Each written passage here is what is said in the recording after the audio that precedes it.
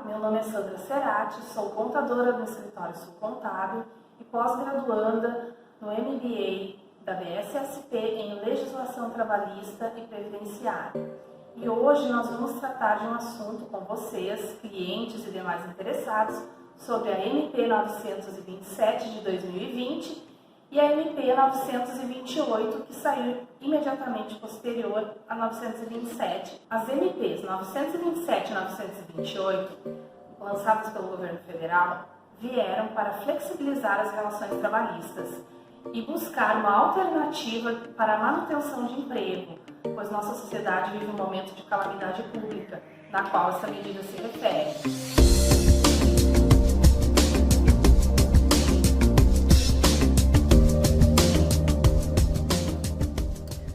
Principais pontos da MP 927 de 2020 e 928. Já adianto que a 928, ela suprimiu a questão da suspensão do contrato de trabalho, tá? Então isso é o que é mais importante, eu nem vou tratar muito dela aqui com vocês. A MP tem validade por 60 dias e são prorrogáveis por mais 60.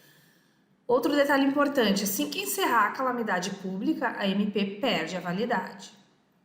O capítulo 1, no artigo 1º, dispõe sobre medidas trabalhistas para a prevenção do emprego.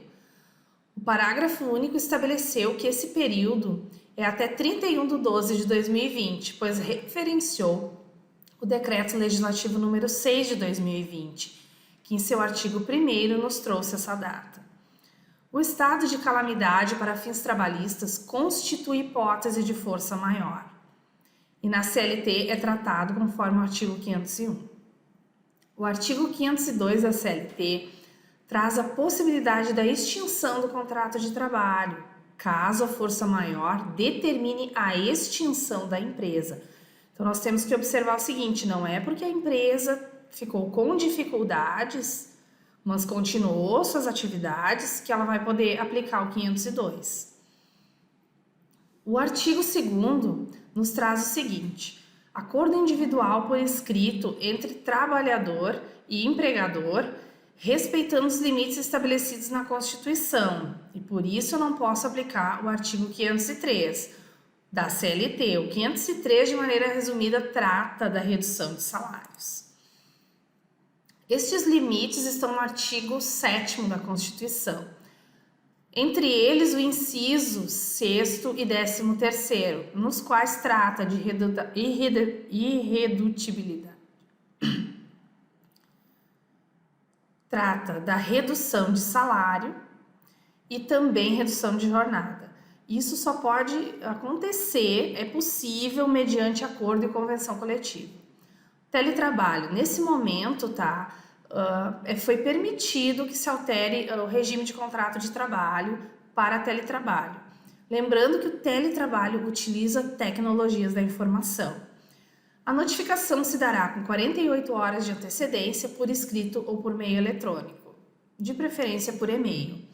O reembolso das despesas arcadas pelo empregado deverão constar em um contrato à parte, onde este estabelecerá o que vai ser reembolsado e como se dará isso. Esse contrato pode ter sido feito previamente ou após, num período aí de 30 dias após a mudança do regime. Quando o empregado não possuir equipamento e nem infraestrutura, o empregador poderá fornecer equipamentos no regime de comodato. Caso ambos não tenham condições, as horas, o período, a jornada desse funcionário será computada como tempo à disposição do empregador. Outro item interessante dessa medida é que dispensa o controle de jornada, inclusive tirando toda aquela questão de horas extras após o horário, pois ele poderá trabalhar nos horários que ele preferir. Artigo 5º, estende o teletrabalho a estagiários e aprendizes, mas relembrando que eles devem ser orientados, monitorados por um superior capaz de desenvolvê-los, Outro item assim que eu acho que veio a calhar para os empregadores nesse momento, que nós vínhamos falando, são a antecipação das férias individuais. Aqui no capítulo 3º, no artigo 6º, ele informa que o empregador informará o empregado a antecipação das férias com antecedência de 48 horas e com a indicação do período a ser gozado. Até para não ficar uma coisa, só comuniquei, mas não disse o período. Daí dá margem lá para questionamentos. Não poderão ser gozados períodos inferiores a 5 dias corridos. Poderão ser concedidas por ato do empregador, ainda que o período aquisitivo não tenha sido todo cumprido. Adicionalmente, empregado e empregador poderão negociar a antecipação de férias de períodos futuros. Nós aconselhamos que isso não seja feito, pois caso haja uma rescisão, vai haver um reembolso de um valor mais significativo, poderá causar um ruído aí entre as partes. Até o ideal é que essas férias sejam proporcionais ao tempo que o empregado tem direito, mas caso isso não seja possível, poderá posteriormente, caso haja uma rescisão, ser descontados os dias que não eram de direito. Os trabalhadores que pertencem a um grupo de risco, né, do Covid-19 deverão ter prioridade na concessão dessas férias. Durante o estado de calamidade pública, o empregador poderá suspender férias e licenças remuneradas de profissionais da saúde. O terço das férias, que habitualmente e pela lei, né, da CLT atual, se paga junto com as férias, neste momento foi flexibilizado e poderá ser pago até 20 de dezembro. O empregado poderá solicitar a conversão desse 1/3, mas o empregador terá que concordar. E o pagamento dessas férias também ficou ajustado para o 5º dia útil do mês subsequente ao início do gozo das férias. Férias coletivas. Poderá ser dado férias coletivas com antecedência de um aviso de 48 horas, né? E também veio dispensando que sejam no mínimo 10 dias em 2 períodos. E foi dispensada também a comunicação ao Ministério do Trabalho e sindicatos. E por análise, entende-se também que o pagamento será no 5º dia útil subsequente ao início do gozo das férias. Aproveitamento da antecipação e antecipação de feriados, tá? O empregador pode antecipar o gozo de feriados desde que não sejam religiosos, né? Os religiosos o empregado terá que autorizá-lo. Também com antecedência desse aviso de 48 horas. Banco de horas. Aqui ficou instituído, né? A empresa que tem já banco de horas já pode começar a utilizá-lo, né? Compensando agora. E a empresa que não tinha banco de horas, que a gente chama banco de horas negativos, aqui foi autorizado.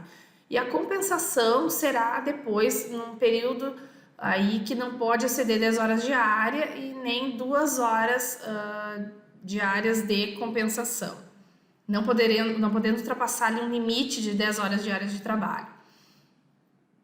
A compensação do saldo de horas poderá ser determinada pelo empregador independente de acordo firmado, mas a gente orienta que faça um acordo por escrito que sempre dá um respaldo maior. Suspende exigências, né, administrativas em segurança e saúde do trabalho. No capítulo 7º aqui, ele traz que estão suspensos por enquanto a obrigatoriedade de fazer exames médicos admissionais e periódicos. Serão feitos somente os demissionais. No prazo de 60 dias contados do encerramento do período de calamidade, deverão, né, os de admissionais e os periódicos serem realizados. A não ser que o médico responsável pelo PCMSO considere que há um risco muito grande para esse empregado e então deverá fazer esta manutenção desses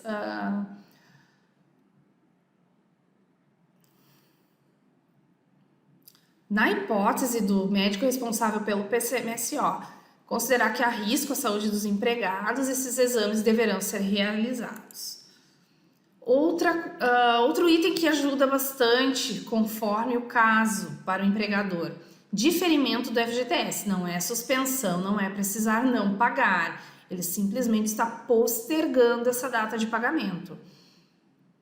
Fica suspenso, então, o recolhimento, né, dos meses, das competências, março, abril e maio, tá? E competência é março que eu pago em abril. Com vencimento em abril, tá? Maio e junho de 2020, respectivamente. Assim, março que pago em abril, abril que pago em maio. O FGTS das competências de março, abril e maio poderão ser parcelados sem incidência de atualização de multa e dos encargos. Lembrando que de suma importância, tá, que sejam entregues as declarações que geram esses valores. Isso é de responsabilidade dos contadores e deverá ser efetuado até no dia 20 de junho no seu prazo máximo. Nós aqui do escritório optamos por estar entregando todos os FGTS, as GFIPs no período correto, porque senão vai acumular muito lá para junho e de repente não consegue se cumprir esse prazo. Parcelou o FGTS, vai rescindir com o funcionário, vai ter que antecipar essas parcelas, tá? E esse parcelamento poderá ser em até 6 vezes. Outras disposições em matéria trabalhista. Ficou permitido no artigo 26º que os estabelecimentos de saúde, mediante acordo individual escrito, mesmo com atividades insalubres, prorroguem a sua jornada em 12 por 36. Prorrogando essa jornada, ele faz referência, invocando a força maior, invocando lá o artigo 61 da CLT.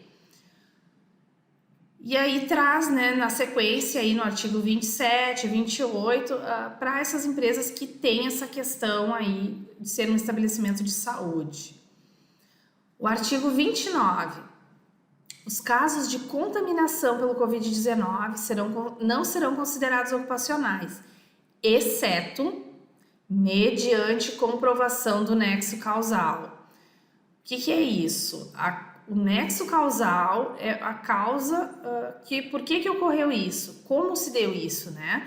Se caso isso foi ocasionado dentro da empresa por o empregador não fornecer álcool gel, não ter de repente mandado essa equipe para teletrabalho e era possível, continuar atendendo clientes, permitir uma grande aglomeração de pessoas, ele está sim sendo conveniente para que o vírus se espalhe.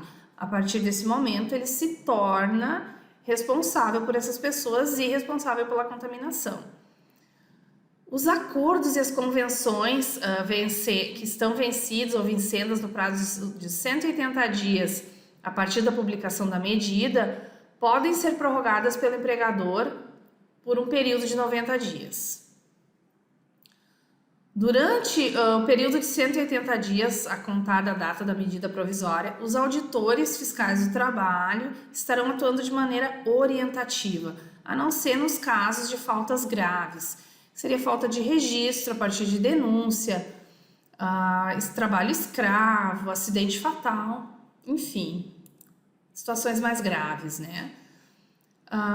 Essa medida provisória se aplica a trabalhador temporário, rural, doméstico, não se aplica ao telemarketing.